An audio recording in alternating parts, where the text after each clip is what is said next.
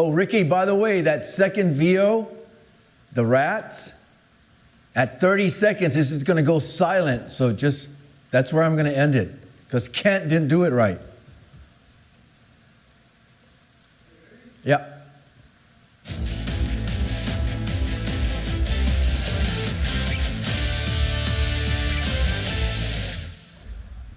Hoffaday sports fans, Leo Payumo, your Guam sports guy here on a 2020 Wednesday, and this is PNC Sports First. And to start things off, part 2 of our interview with Guam National Olympic President Blas and the postponement of the 2020 Olympics.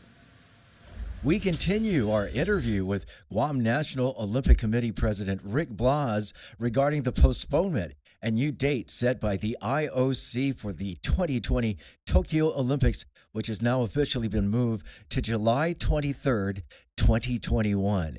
Guam Olympian track and field sprint runner Regine Tagati is in her last year of college at the U.S. Naval Academy. Tagati was one of 5 Guamanian athletes that participated in the 2016 Brazil Olympics and was shooting for a return this summer in Japan. But she is in her last year and will begin her military career shortly. Blas stated that should not be a problem for Tagati. The military has been very good in terms of supporting athletes going to the Olympic Games. And you see that many times with the U.S. Olympic team. Many of their athletes are also are in the military forces. So I'm very sure that they will make concessions to make allowance for Tagati to join Team Guam. In the sport of wrestling, Blas just found out from the IOC prior to the news of the games being canceled that 3 potential athletes in wrestling have been already made.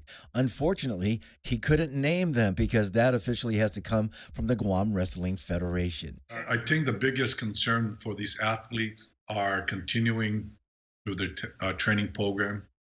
Some of them have job commitments, and I just hope that their employers will give them the support they need to advance forward once they decide when the games are going to be. Blas, also a former director of Guam Customs and Quarantine, knows what it's like dealing with the COVID pandemic and enforcing public health regulations. When Blas first joined Customs during the fall of Saigon back in the early 70s, he was the first person to deal with having to quarantine a 707. Listen to our government leaders.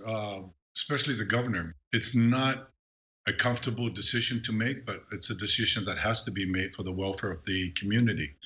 I think the governor's in the right step. I just wish that includes also any federal